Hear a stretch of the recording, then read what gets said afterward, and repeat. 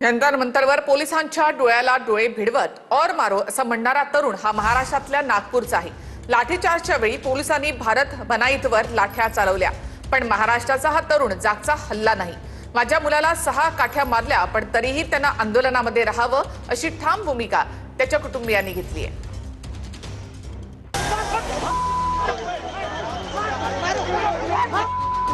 दिल्ली पोलिसांच्या डोळ्याला डोळे भिडवत और मारो असं म्हणणारा तरुण महाराष्ट्रातल्या नागपूरमधला आहे। भारत बानाईत असं त्या तरुणाचं नाव आहे। दिल्ली पोलिसांनी काल जंतर मंतरवरून संसदेच्या दिशेने निघालेल्या मोर्चावर लाठीचार्ज केला। या लाठीचार्ज दरम्यान दिल्ली पोलिसांनी भारत बानाईतवरही लाठ्या चालवल्या, पण दिल्ली पोलिसांच्या लाठीचार्ज नंतरही भारत जागचा हल्ला नाही। उलट तो पोलिसांना और मारो असं म्हणाला। त्यानंतरही 3 ते 4 पोलिसांनी त्याच्यावर जोरदार लाठ्या चालवल्या, पण लाठीचार्जलाही न घाबरण्याचा भारत बानाईचा तो पवित्रा पाहून पोलिसही क्षणभर हबकले।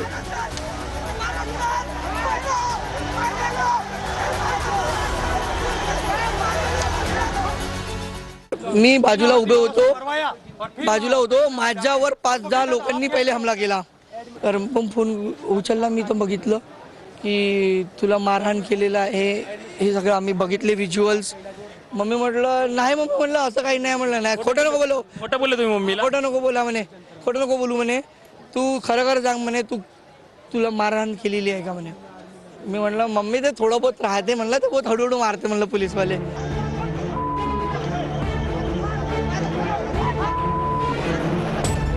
भारत हा नागपुरात विद्यार्थी चळवळीमध्ये सक्रिय असतो। नागपुरात झालेल्या सीजेपीच्या विद्यार्थी आंदोलनातही त्याने महत्त्वाची भूमिका बजावली होती। 1 महिन्यापासून तो दिल्लीमधल्या अभिजित दिपकेंच्या आंदोलनातही सहभागी झालाय।